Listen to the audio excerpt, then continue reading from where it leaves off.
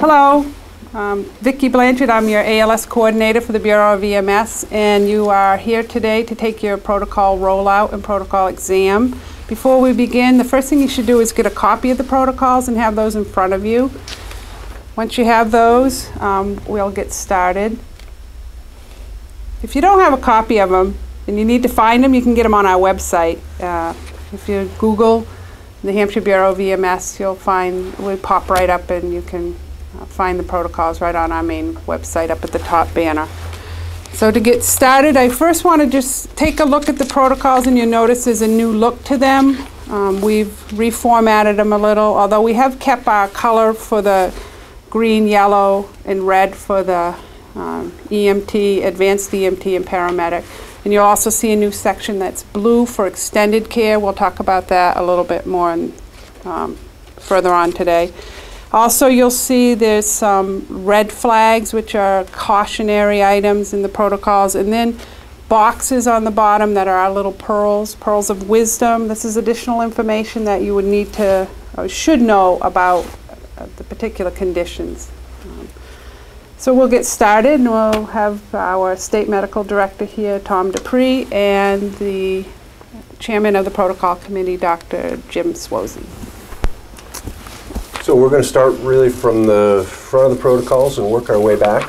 The first protocol, as has been the case in previous years, is the routine patient care protocol that we've made some sort of subtle changes to. We've included a whole lot more tabular information for pediatric management, pediatric vital signs, and we've included a table for the Glasgow Coma Scale. There's a significant reason for the Glasgow Coma Scale. We're really trying to move away from the AVPU assessment into the Glasgow Coma Scale, which is much more helpful when you're trying to categorize a trauma patient, and it helps us mobilize resources much better if you use the Glasgow Coma Scale when given a report. So we'd like folks to start using that if possible. Other things that are different really is that according to the American Heart Association, we've tried to stick with their guidelines of using supplemental oxygen only when the pulse oximeter is below 94% on room air. Additional oxygen in most situations has not been deemed helpful unless the patient is actively having chest pain or is short of breath.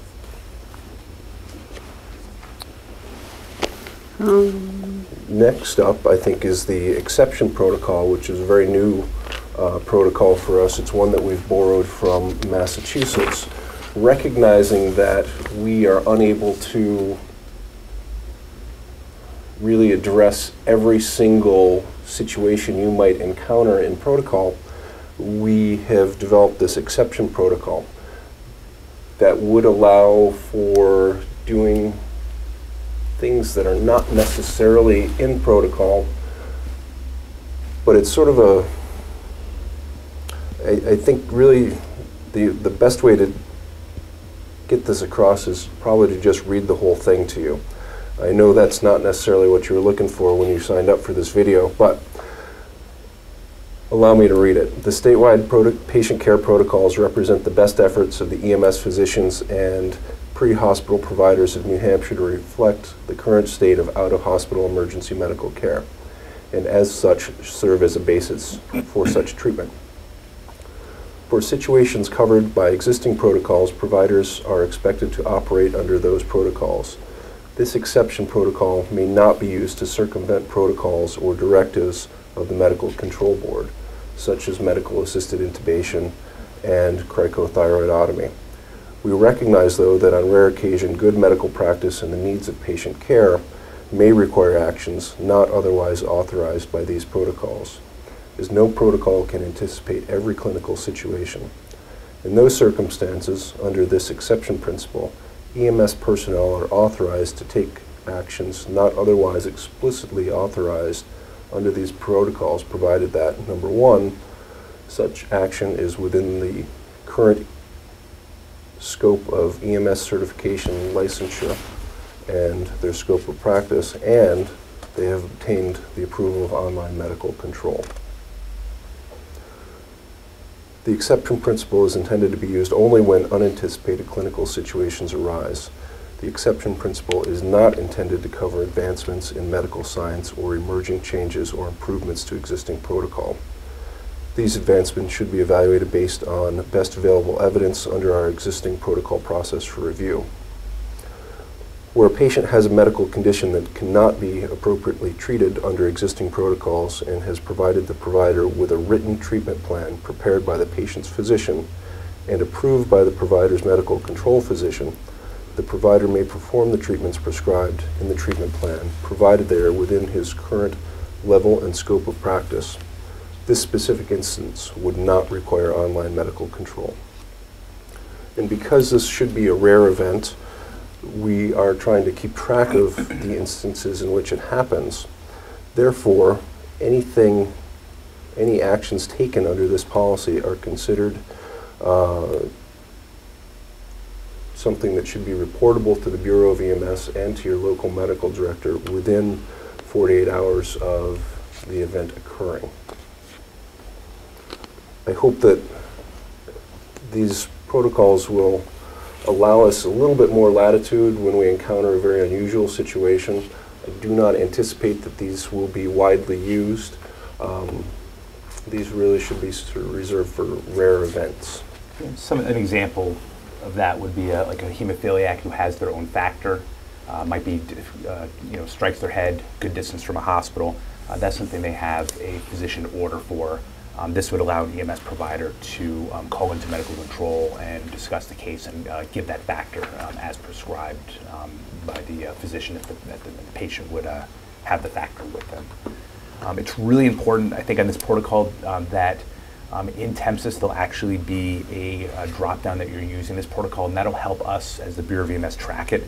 Because if we find that something is being used legitimately, one, we can actually see if that's something we need to develop a protocol for and improve our protocol, and two, we can just kind of see, it'll just help us track the data better on how this protocol is working, because this is a big change, I think, for our state protocols, and it'll help us sort of evolve this protocol in particular and hopefully improve it in the future. Another situation that was discussed that might be used in this protocol was like a crushing injury, where maybe you've had somebody pinned for a long period of time and you're considering sodium bicarb. We don't have a protocol for the crush injuries, but it would be a place you could call mid-control and talk that over and make a decision. All right, we move on to the extended care protocol. Would you like to hit that one? Sure. So the extended care guideline that was developed, and this is denoted under the blue X in the protocols, this was something developed especially in partnership with our wilderness medicine folks around the state. It's meant to be able to practice care in the austere environment. So we'll see it most likely in New Hampshire in the wilderness environment, but we kind of wanted to put something in there that can affect any austere environment where you're with a patient for a prolonged period of time. Really, if you're doing anything under this protocol, every attempt should be made to contact medical control for guidance. We realize that if you're in an austere environment in the middle of nowhere, perhaps up in northern New Hampshire, you may not be able to get in touch with medical control. The big change, I think the biggest change to this protocol is really just repetitive dosing of a lot of the medications. So it allows them to give scheduled doses of whether it be like an antihistamine such as Benadryl for an allergic reaction, or anti-emetic, anti-nausea medications. And this would apply. This is also, I think, some of our services in the state, our wilderness medicine folks, would be allowed them to get licensed and have kind of a set of guidelines to use, such as people working for Fish and Game or rescue organizations could actually use this as a set of guidelines. Whereas right now they're practicing great medical care out there, but they really just don't have any guidelines under the Bureau of EMS to sort of follow. You know, in general, when we're talking about extended care guidelines, patients are in these remote locations. One of the most important things to keep in mind with these people is protection from environmental exposure.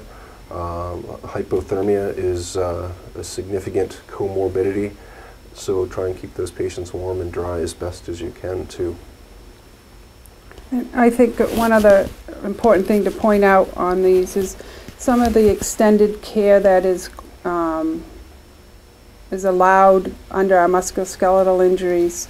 A big one is the reduction of dislocations. And the folks, if you're going to practice that, you need to have gone through a national certification program. That EMT course, currently, it does not have that in the curriculum, and it's not in the scope of practice.